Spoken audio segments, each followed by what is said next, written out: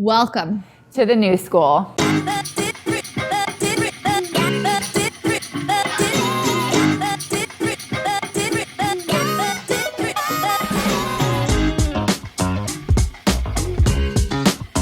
What we wanted to do was talk about the concept of authenticity and vulnerability in an industry that has typically been super buttoned up, super professional, and a little bit old school.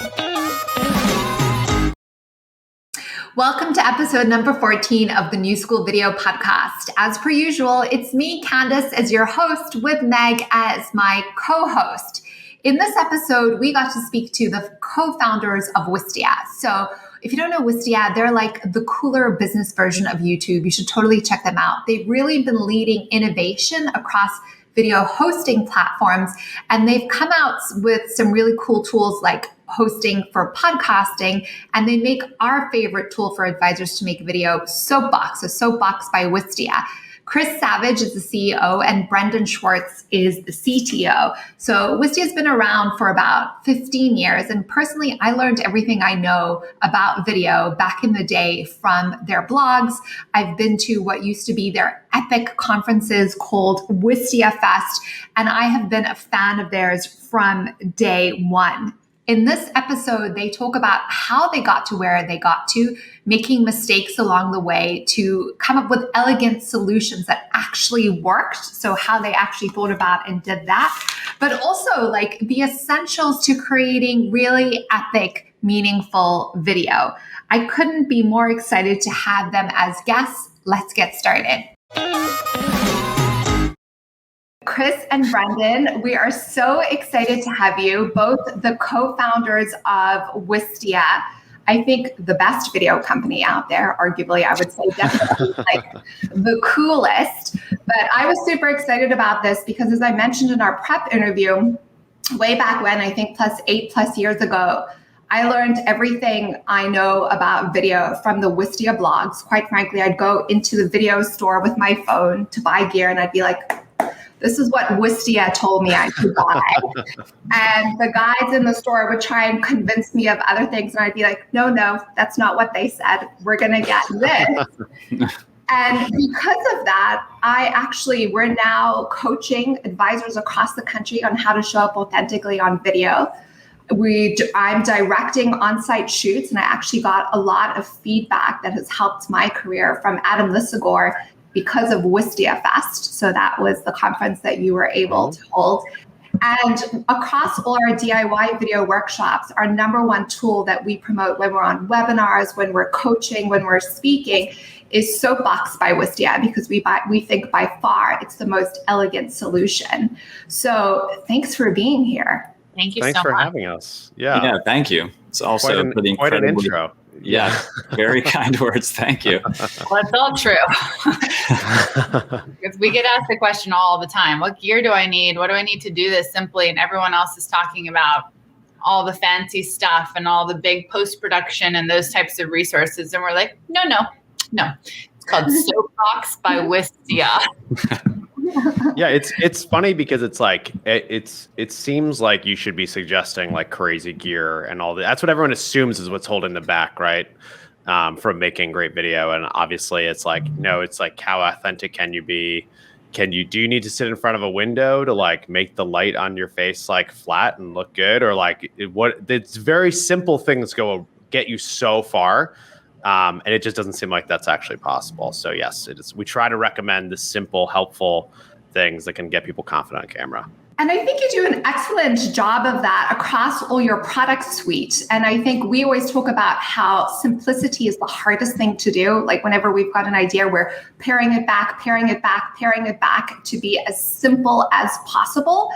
And I think you do such a phenomenal job in that. And specifically with Soapbox, we're always kind of amazed by it.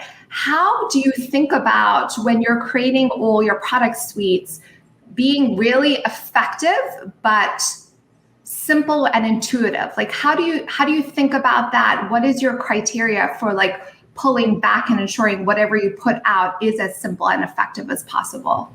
That's a very good question. I think just like where the root of that is a lot of mistakes early on making products and specs for products far too complicated just to have nobody use them.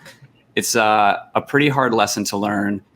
And we were talking about right before, like doing this for 15 years, having simple products, simple systems, simplicity is challenging, but if you can get to that, it is a lot easier to keep building than when you have something that is really complex from the start. And Soapbox was really fun to work on in that way. In some ways, like Chris was kind of saying, it was a distillation of a lot of what we had been advising and teaching people with video. And we thought, is there a way to make a product that could reinforce some of these things? And so some of that is, like you can see in the one take nature of it, that forces you as a user to be a little bit more casual, right? Like if you have to kind of understand and know your message and deliver it, and you might make a few mistakes during it. And so I don't know if I'm answering this question directly. I think it's just you have to be willing as a company and product organization for things to take longer and to kind of pay this price of simplicity. Like it takes active work, right? And sometimes it takes building things and then destroying them because they are too complex or you've added something that doesn't really make sense. And when people build things that they're proud of and that, you know, look great and that people use, it is very hard to get rid of them and remove them. But that is the difference, I think, between simple products and complicated products, being willing to do that over time and have that compound. Mm-hmm. And you've been in business for 15 years. Congratulations. You just celebrated your 15th business anniversary. And one of the things that I've learned about Wistia, which you sort of just validated, Brendan, but I want to underscore it, is that the simplicity and the ease of use, and sort of, to use Candace's word, like the elegance but simplicity of your product suite hasn't come at the cost of innovation, right? Like you've still been giving yourself permission as a business to think big and to try big ideas and to, you know, not worry about how that impacts the bottom line of the business, but to make sure that you've been able to maintain your creativity and your passion around what you do. So like, talk to us about how at Wistia you balance all of that. Yeah. It's, you know, there's a lot in there. I think the first thing is trying to be clear about what risks are actually, like when you take a risk, if it doesn't work out, it will actually negatively impact the business, and which things are like perceived negative impact. You know, there's this analogy of if you have a boat, if the business is a boat, there's like risks that are below the waterline and risks above. Like the ones below, where if you make a mistake, like the business thinks, like you should be very careful and you should take your time and you should well research like what you're going to do. And you do have to take some of those risks, but be ready with like to patch the hole. And then there's the stuff above the line where you can go much more wild. And so we try to be really clear about those things. But like, as Brendan's talking about, one of the risks, like if you break the product, you don't have anything, right? It's that fundamental. And so it's like, I think the way we've thought about it there is like having simple components that people can understand what those components are and what those components do, and adding more power over time and constantly asking, when we're adding something, how can we also simplify? And one of the deceptive things about Wistia, the product, is when you get into it, it looks like a folder system. Like it doesn't look like there's a lot in there. And then you realize you can customize the player, like do it independently. You can build channels. You can take the data and integrate it into your marketing stack. There's so many different things you can do that are hidden beneath the surface. And it's been a lot of work to build it in that way, versus like if we're trying different content campaigns, marketing campaigns, we can take enormous risk. Because if it doesn't work out, no one sees it. And I feel like that was like one of the things that clicked for us over the years was the worst thing that happens when you fail, when you're trying, you know, a big campaign, is just that literally it doesn't work and no one sees it. In which case it wasn't even like you took a risk. And so we think about that a lot. And I would say the other thing I would give the example of, we did this feature-length documentary 110-100 about the sandwich team. And, you know, for those who don't know, we gave them $111,000 and then they made 3 ads for us with different budgets. One with $1,000 budget, one with a $10,000 budget, one with a $100,000 budget. And then we documented the process. And so there was a lot of ways that risk could pay off. Like one of the most fundamental was we're going to learn from sandwich. and our team is going to go learn from them. And if the content's a failure, at least we'll have learned something. And then it was, oh, this is going to be, we're going to have a feature-length documentary.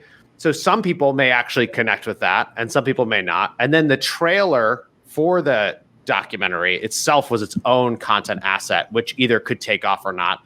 And then the actual ads they made for us, those could work or not. And so you end up with this place where there's like 7 different ways the risk could pay off.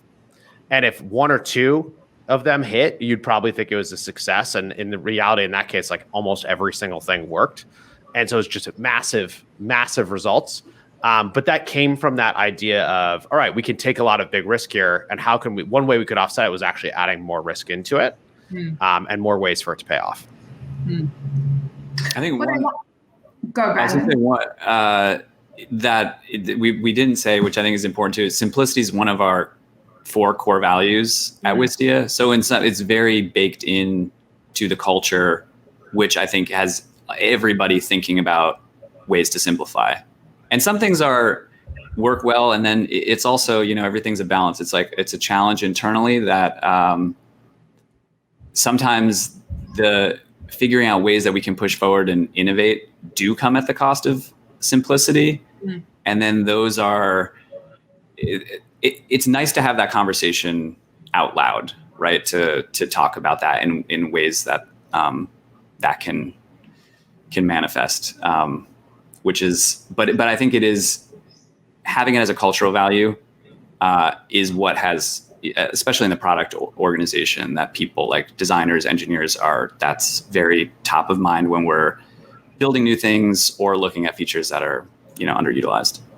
Brendan, can you give us an example of like when you're innovating and potentially it's something you're innovating on and it's come at the cost of simplicity and what that conversation looks like? And I'll tell you why. For context is we obviously are working in the independent wealth management space, and the leaders are digital first, leading with authenticity, and it's still considered very kind of risky, and there's a lot of tension around that.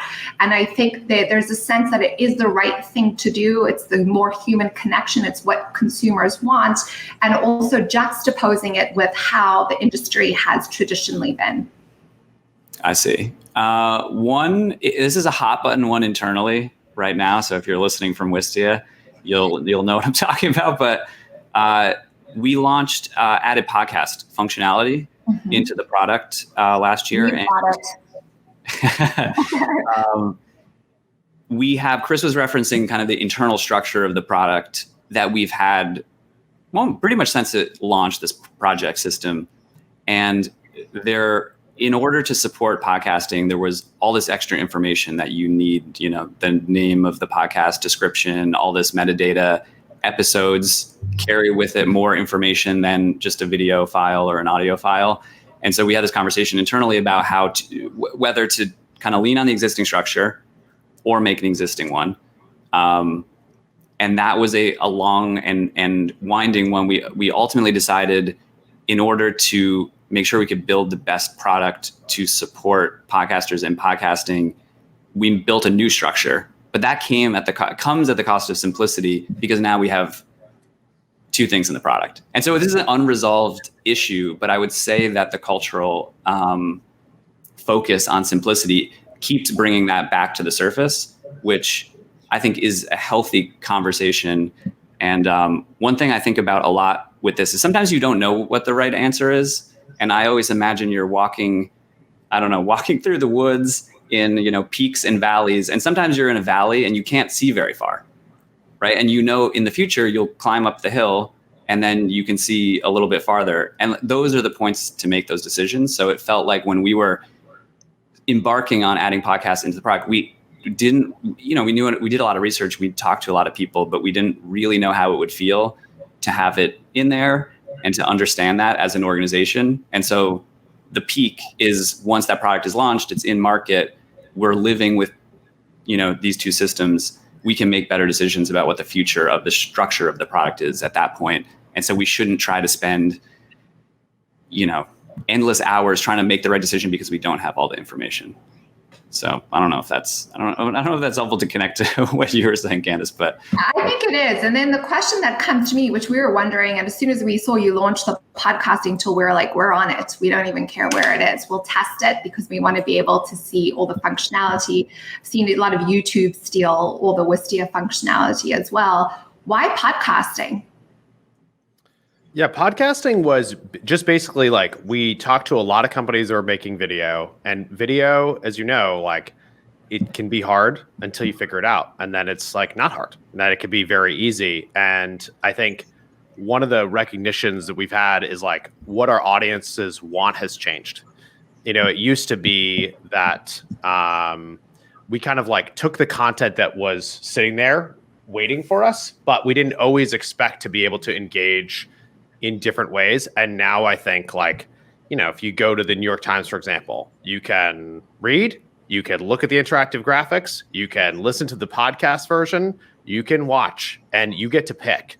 And I think we're switching to a world where the audience is in control. And so they can decide, do they like to watch or listen or read or skim, or what is the way that you should communicate with them? And so podcasting was pretty natural fit for us because if you're making a lot of content, I would guess that there's a percentage of your audience that is like would prefer to listen while they're working out, while they're commuting once things are normal, as that's starting to happen again, while they're on long road trips, what have you.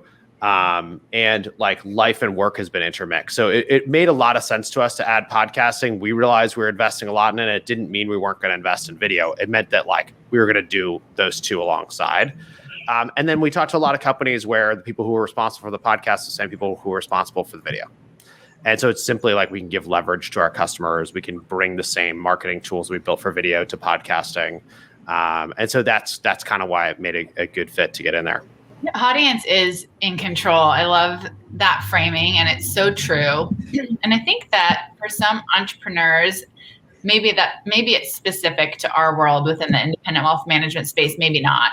But that can be sort of scary for some entrepreneurs who just aren't natural marketers. And it's like, oh my gosh, I'm not in control of this. So how do I manage it? How do I strategize for it? How do I plan for it? And so one of our jobs, and what we feel is like a great responsibility and we really enjoy doing, is educating the market on the opportunities that exist. If you can just sort of flip the switch, it's not that simple. But really, if you can get into the right frame of reference and be really aligned in like why you do what you do and who you do it for and the change that you're trying to create and aligning those decisions around it, it becomes quite empowering for the audience to be in control because they're who you're selling to, right? Yeah. So you guys do this every single day. You've built a business on video and now podcasting. You know, what would you say to those people who might be a little bit nervous about how to leverage some of these mediums, or might be a little bit nervous about, you know, the audience being in control? Like, what do you think the greatest opportunity is today for businesses to be showing up on video, on podcasts? Like, where do you think the greatest potential, that maybe that's untapped or that should just be like doubled down on? Yeah, I mean, I think a huge part of the answer here is just like, what stage are you at? And if you aren't doing anything, if that's what you're saying, then I think you want to get close to a small number of people who are your target, and you want to know them really well, and you want to understand what's holding them back. And in my experience, I think this is true in basically every business. There is something that if you spend 30 minutes with your customers, you're going to end up being able to help them with. Some insight that you have from your product or service, something that comes up consistently. And it's often things that come up in conversation. It's things that come up in conversation because they aren't just easily, the answers aren't easily available in a blog post or in a guide or in something else. So I would look really closely at like qualitatively, if you were to talk to 10 or 20 people, what are the consistent things that those people want? And then you can start to try to figure out about how you want to engage with them. And it can be simply, you know, doing webinars as a start and having it mostly be Q&A. If it's a more specific problem that is consistent, if your 10 to 20 folks you're talking to have something that you think is universally applicable, you can start to get in front of it by writing the guides, by making soapbox videos, by just recording a screencast. But I think that the key thing is starting really focused and really small, because that's often where we get tangled up is we think we're going to make a video and it's going to be seen by 1 million people and the message has got to be just right. And if those 1 million people are going to see it, I'm going to make sure that if they've never seen us before, they're going to understand it. If they're advanced, they're going to, you put too much pressure. And that actually is what stops you from unlocking that this isn't about one video. It isn't about going viral. It is about like figuring out how to let your audience best engage with the problems and challenges and opportunities that they have. And when you do that, you start creating that value. It can be 20 people watching. And there's actually, we talked to a lot of customers like this, that they start and, 20 people watch the first thing. And then 20 people watch the second thing. And then suddenly there's people asking, for the third. And it doesn't take that many people for the interaction or the connection to be strong enough to move the needle for your business. To start small and the fear, like Chris said, the fear of being on camera or doing something wrong in our experience is a big thing that holds folks back. And even for ourselves, like thinking way back to when we started shooting video, the person who leads our production sent a text to me the other day with like a clip of me in the first video that I was ever in. And he's like, why is your voice so deep in this video? I said, I was so nervous. I was absolutely terrified of being on camera and being in this video. But I do remember at the time that it was not a high stakes video. It was something for like a small launch that we were doing. And that was like, help me get, I was like, well, this isn't really going to be seen by that many people. It's people I kind of know already. And one of the beautiful things about this, like Chris is kind of saying, is that when you have compelling content and you're speaking to a niche audience, it will compound. And you're saying, Meg, like when the audience is in control, like that is how it can spread and grow. It's very unlikely that you shoot one video or record one episode of a podcast and suddenly you have an audience of, even thousands of people. And I feel like that, at least for me, as someone who is very nervous about all of this from the start, which I imagine other folks are, it's like this gradual, and you need to start and you need to keep building on it, and you'll get positive feedback from people who like love and are passionate about the thing that you're talking about. Basically answered my question, because what I was going to ask is, did you have that alignment and confidence when you first started? Chris did more than me, I think. Oh yeah, just incredible. No, I mean everyone's nervous. I think it's just like, I do think we live in a different world now, right? Like we had to be on Zoom. We had to show our homes. Like we had to bring people in. And like, I think that has reset how to think about like what is okay, what is professional, what is a professional brand, right? And that's a good thing. It's like leveled the playing field. But yeah, it was super stressful at first. And because it felt like there was so much power. Then you worry, and you make something that's seen by 30 people. God damn it. Like, why was I so stressed? And then one of those people's like, now I'm a customer because of that video. And you're like, what just happened? Like, I was horrible in that video. And I think it's just, we underestimate the power of a relationship to a brand or to a company. And I think that's ultimately what you get to do when you start making videos for your business. And once you unlock it, it's like you see everywhere all the places you can add the relationship and the impact that it can have. But yes, it is stressful to start. I love everything you just said, and what we're usually coaching advisors on. And here's the reality: we don't coach anything we're not practicing ourselves. So we've made last year I made 500 soapbox videos. Whew, it's a lot. Pretty good. 500 soapbox videos. And when we're coaching, I'm always like, listen, authenticity is going to trump production value every single day. Like, I would love to get a soapbox video from Jeff Bezos at his desk, just riffing, giving us an update on Amazon. Do you know what I'm saying? How much would we all be blown away by that versus something that's highly produced and scripted and what that looks after? So that's something, and we're saying like, often you're in meetings and if something happens, you don't say, hold on a sec. If there's an interruption, we have to start from the beginning. You just correct yourself, right? Yes. And you just keep going, because the authenticity, the realness is really what connects your audience to you. And your phrase in this is resonance over reach. Yes, resonance over reach, exactly. And it's the idea of like, you can have a small number of people you have a very large impact with.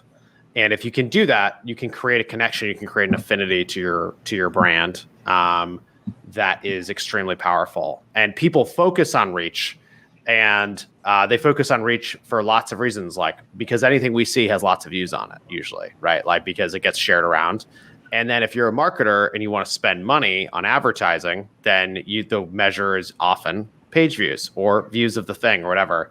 But we're huge believers that if you can focus in on the core fans, the core people, the core customer, and have a much stronger connection with those folks, what ends up happening is they have more brand affinity and they bring other people into the fold. Like they know the other people that are going to be interested in your company and your brand. And it's actually about getting more targeted and more niche. And when you go too broad, then you're competing against everything. It's funny because it seems counterintuitive, but because the internet's changed our culture so much, you can go on Reddit and find a subreddit for literally anything. Absolutely, weird, broken, old car subreddit. It exists. And there's people who are like, I found another weird, broken car. Should we fix it up? Should we do, is this a good buy or whatever? And that I think that part of the power is that because we're so connected with each other, things that were really niche are actually still really large numbers. Mm-hmm. And so that's it's a hard thing to wrap your mind around. Like the more targeted you get, the more likely it is you'll have other people who want to connect around that thing. And then if you enter that conversation, they will bring you the other folks who are going to care. Yeah. And we preach that in terms of for our advisors, thinking about it in terms of the smallest viable market. So how small could you get to be the most viable? But when our advisors come, they get quite confronted when we're talking about really targeting their who. When we say really targeting their who, because they feel like that's going to have an impact to their bottom line.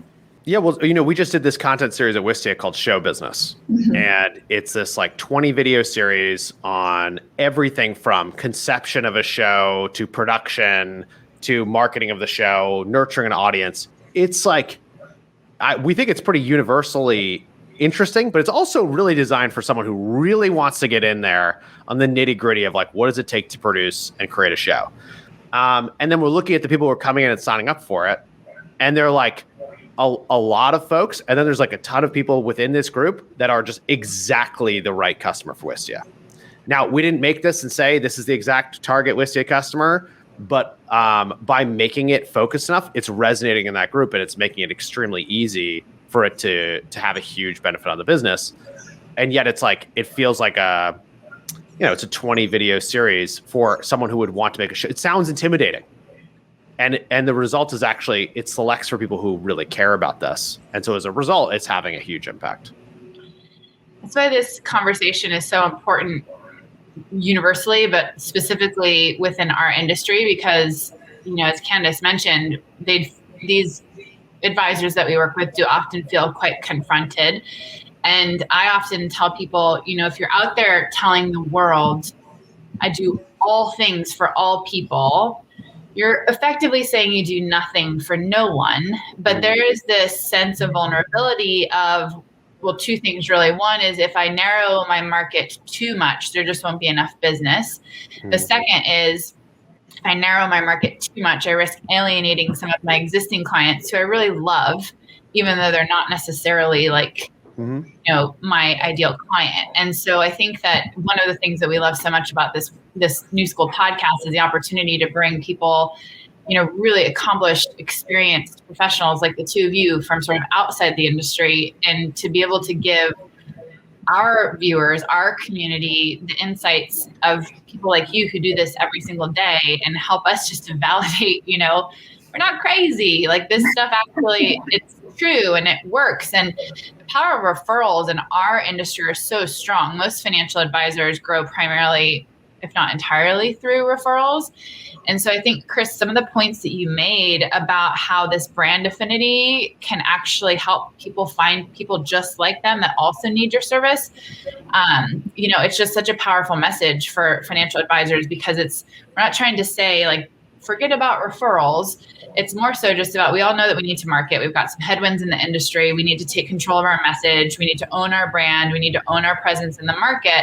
And we think that there are better ways to do that. And also it will augment all of the work, all of the referrals, like all of the strong brand affinity that these advisors already have. Yeah. I don't know if this is a helpful anecdote, but this reminds me of when we were very early on. When we started Wistia, the first company who used our software, and started with private video sharing, was a medical device startup who was sharing video of surgery securely. Then the next people who signed up were video production companies who were using it for that. Then we had sales training. We had all these different use cases, and we as product people were so excited and proud that we had built something simple that could be used by all these different places. And we were confronted with this same piece of, are we just, nothing to nobody? And we were like, no, like we have these, grand vision, like you can't put us in a box. And we basically didn't really understand how marketing worked. And we met the CEO of FreshBooks, which is, small business accounting software.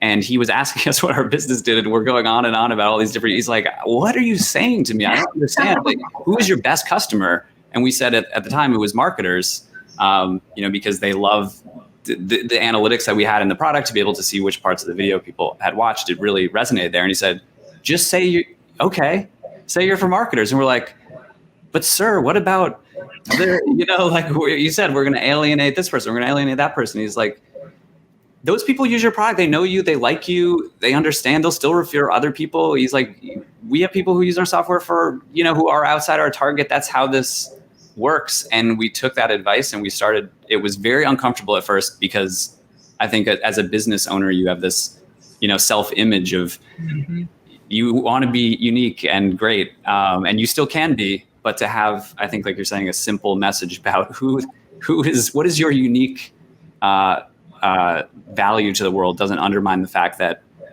you can still dabble in lots of these different things and grow and transform. But that was a hard one. That was, I don't know what, like 5 years into the business for us, where we finally made that leap.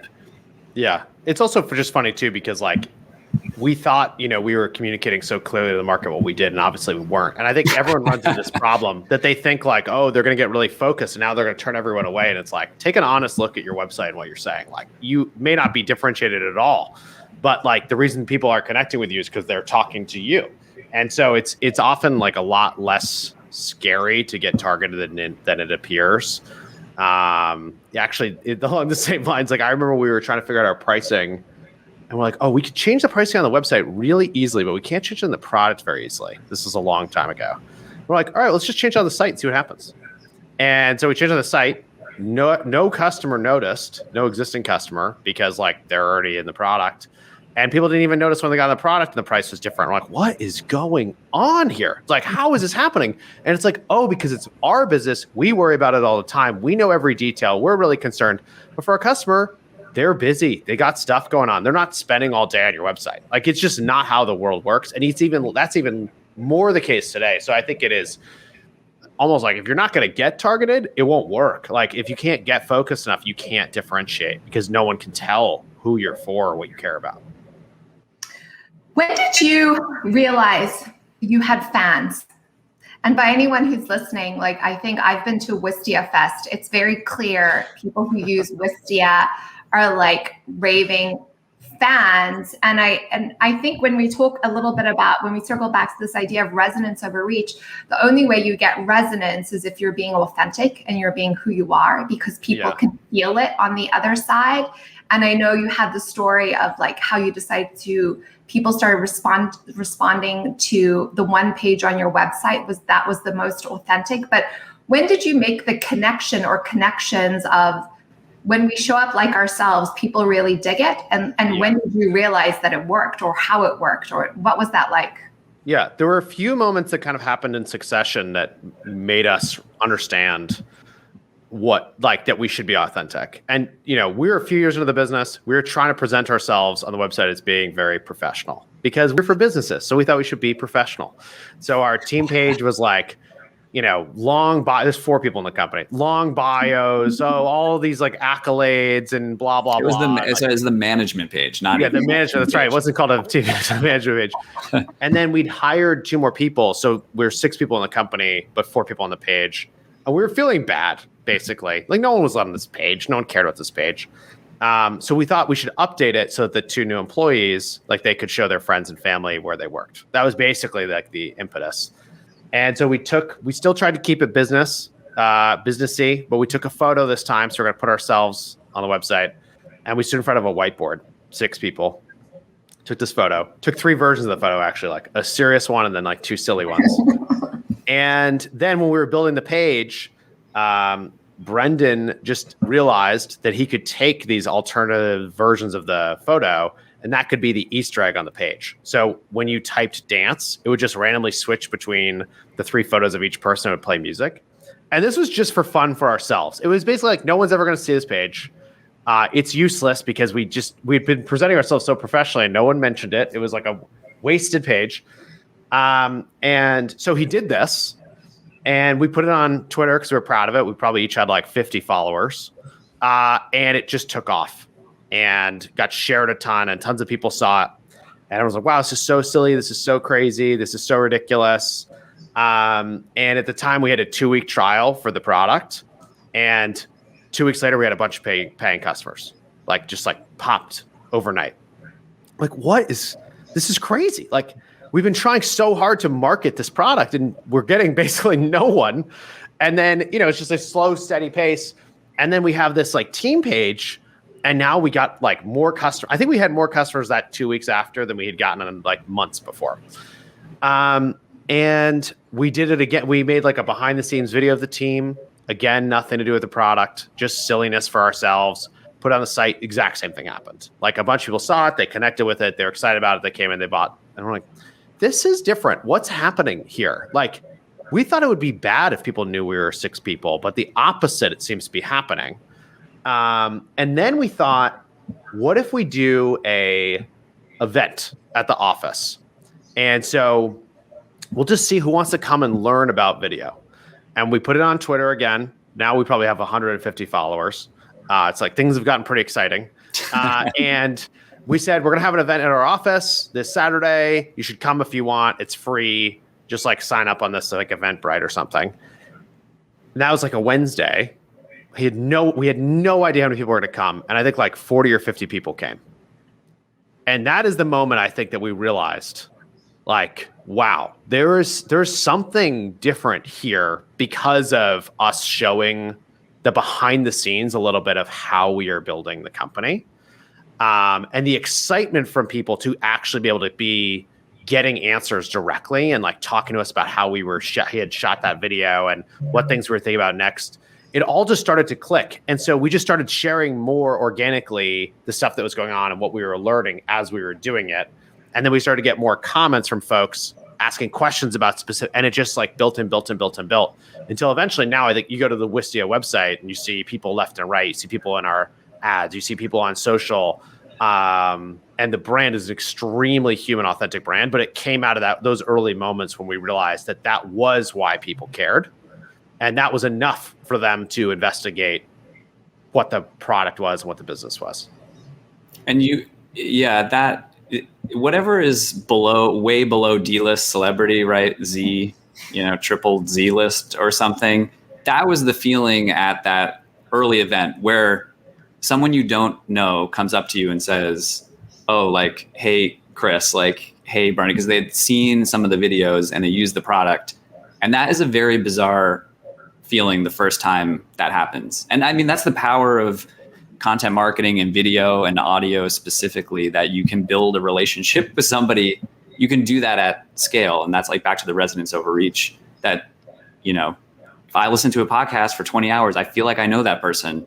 They don't know me. Not yet, but that's a really powerful thing. Was a very bizarre moment. But then like Chris said, it kept compounding and gave us more confidence that we should keep being ourselves and not be afraid to do bizarre, weird things as a business, as a B2B company. And there's an interesting part to the story too about that page, the management page, right? With the overly professional descriptions. You guys wrote a blog about it. And part of that had to do with going or being invited to go meet with the CEO of MailChimp, right? And I loved reading about the feeling of like, what is he going to think of us? We're a team of 4, and why is he having us fly down to meet him? And just having the confidence to get on the plane and go. And you get there, and the way that I read it was the CEO of MailChimp had already decided that he was going to move everything over to your video hosting solution. And you guys are sort of looking around like, okay, and I love that story so much because I think it resonates for any small business owner, entrepreneur. You start out and you have a certain vision in your mind, but it takes time to build that vision. And the truth is you're always building towards that vision, always. And then the vision sort of shifts and it evolves and you're shifting to meet market conditions and to build the culture and to have the employee experience and all those things. But, I thought that was so powerful because thinking that you have to show up in a certain way automatically just eliminates any room for authenticity because you are taking away the vulnerability and you're taking away your truth. And so I think that that's just a really powerful message. After those experiences, was it easy to maintain the discipline of showing up authentically, or was it something you sort of was it also a discipline that as you built the business, you had to make sure you were constantly paying attention to?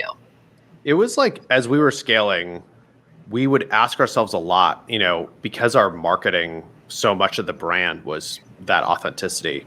Brendan and I would say well, we're doing this new thing and we have to figure out, what the cultural impact of this will be. And we have to figure out how to scale these parts of our company because they are so integral into the brand and we don't think we can fake it. I mean, it's almost that simple. I think the way it gets delivered, it changes a lot, as the company grows, right? You grow from 5 people to 15, it's a huge change, and 15 to 30 is a huge change. And, as you go, there's jobs are getting more specialized, things have to be more codified and written down so that people have the freedom ultimately to be authentic, to be true to your brand. Yeah, it was stressful until it wasn't, until we realized, oh, actually, this is who we are. And it's easy to tell if we're doing it right or not. And so we just have to help give feedback and give examples. And if we can do that, then the brand can evolve and grow and still deliver on the same promise.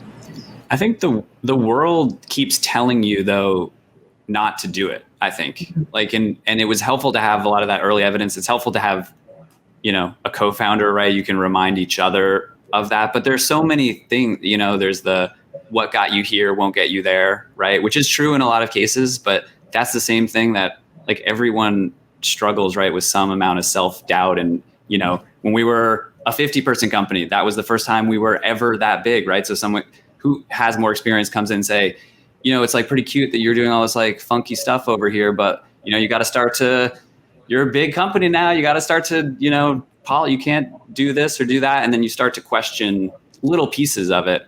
And I think it is, even with that early evidence that it works, and you keep getting that, it creeps in other areas of how you run the business or do things. That is it's really helpful to have people who remind you what the core part of your brand is and to lead with authenticity, I think. When I imagine it's a loop, right? Because you're demonstrating that as the leaders and the co-founders of the business, you sort of get that back in return.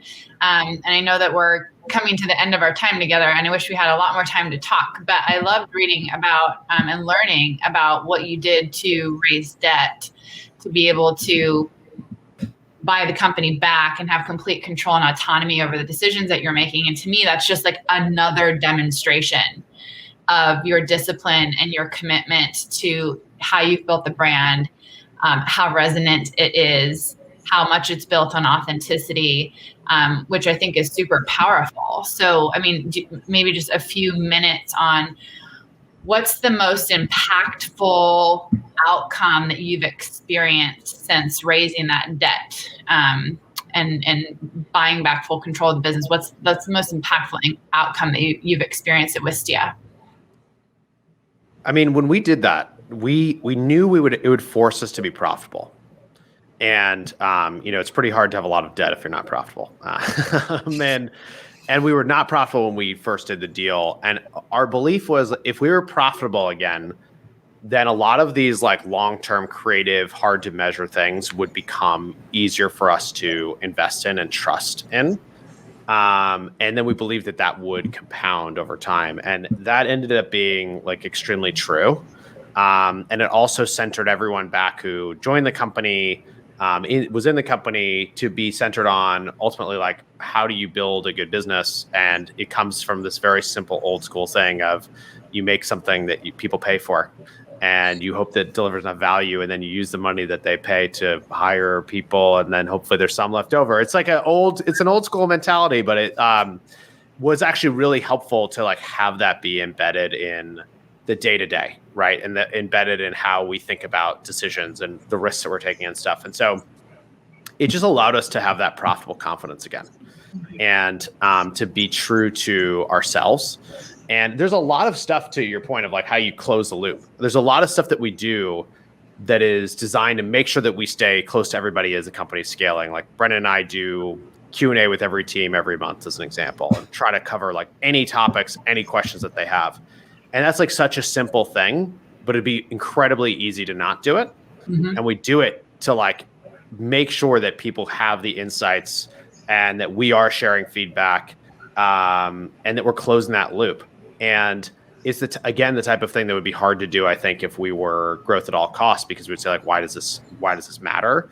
But for us, like having that full alignment is just so important, and it's easy to make that investment. And so, yeah, it's really just like, we realized that for us, our market, the time, the things we were trying to do, the things that differentiated Wistia, like that would allow us to deliver on the brand. And I think that's ultimately what you have to do. It's not about like raising debt. It's about looking at your own business and saying, how do I set this up so that I could be the best entrepreneur possible? And if you could do that, then you win. But it's when you're trying to be someone else's version of yourself, that's when it doesn't work. Yeah, that's where we've made all the mistakes that we have regrets about have been in that mode where we're trying to do something we think somebody else wants from us.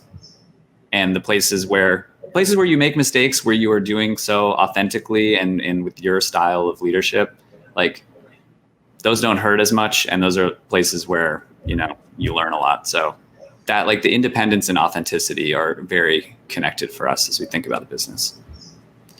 I wish we had much more time. I think it's a testament. We have just such good guests. We could talk forever. I know this is probably stuff for you that you talk about every day. For us, it's so exciting. As we close out, we'd love to ask you just one final question. We ask all our guests, and that is, what does the new school mean to you? Yeah, to me, it means like, what is the new way we should be learning? And what is the new like rubric of like systems that we need to operate? And so if you can reevaluate and constantly be learning, then you can be on a different trajectory. I would say, yeah, I mean, as entrepreneurs, like we're very, oriented towards the future, and the things that are most inspiring to me are folks who are, cutting new paths and doing things in ways that is different than the status quo. So when I hear new school, I think of, reinventing things that are, their established wisdom, but challenging that and trying to find a better path, and one that fits for you as a leader or entrepreneur. Thank you so much for coming on the New School. It was such a treat. For anyone that's listening, where can they interact with you? You can find us at Wistia.com, or on Twitter. I am C Savage, and Brendan is Brendan. That's right. Pretty good Twitter handle. And Chris, you have the Talking Too Loud podcast with Chris Savage. I just listened to the Sahil Lavignia episode from Gumroad. I mean, everybody who's listening, please go listen to that and subscribe. And also the content that you're producing across Wistia. You talked about the 1, 10, 100 project, these other all of the content that you're producing is really such a powerful demonstration of everything that we discussed today and all of the wisdom and insight that you shared. So for our listeners, I encourage you, if you're not already, to please follow everything that these guys are doing. Tremendous leaders, obviously, in the technical expertise that they bring, but beyond that, from a business and leadership perspective, I find I'm getting even more than I anticipated from both of you. So thank you so much. Thank you so much for having us. Yeah, thanks. Thanks, everyone. This has been amazing.